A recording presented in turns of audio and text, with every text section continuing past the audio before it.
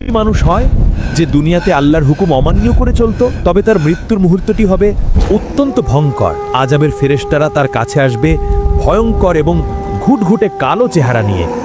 তাদের দেখতে এতটাই ভয়ঙ্কর হবে যে তাদের দিকে তাকালেই অন্তর ভয়ে কেঁপে ওঠে। তাদের সাথে থাকে জাহান্নাম থেকে নিয়ে আসা এক ধরনের খসখসে এবং দুর্গন্ধময় চট। তারাও মৃত ব্যক্তির চোখের দৃষ্টির সীমানা পর্যন্ত সারিবদ্ধভাবে বসে যায়। এরপর মৃত্যুর ফেরেশতা তার মাথার কাছে এসে বসেন।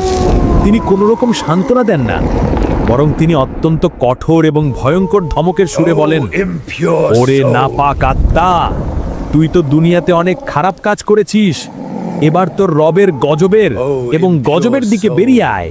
এই ঘোষণা শোনার পর সেই পাপী রূহ ভয়ে শরীরের ভেতরে এদিক ওদিক পালাতে চেষ্টা করে। সে কিছুতেই শরীর থেকে বের হতে চায় না। তখন মৃত্যুর ফেরেশতা সেই রূহকে অত্যন্ত কষ্ট দিয়ে টেনে হিঁচড়ে শরীর থেকে বের করে আনেন। ঠিক যেইভাবে একটি ভেজা পশমের ভেতর থেকে একটি কাঁটাযুক্ত ডালকে সজোরে টেনে বের করা হয়। এতে শরীরের প্রতিটি শিরা উপশিরা ছিঁড়ে যাওয়ার মতো এক ভয়ঙ্কর যন্ত্রণা হয়। রূহটি বেরিয়ে আসার সাথে সাথেই পাশে বসে থাকা আযাবের ফেরেশতারা সেটিকে জাহান্নামের সেই দুর্গন্ধময় চটে জড়ান। সেই চট থেকে মরা পশুর চেয়েও জঘন্য এক দুর্গন্ধ বের হতে থাকে। যখন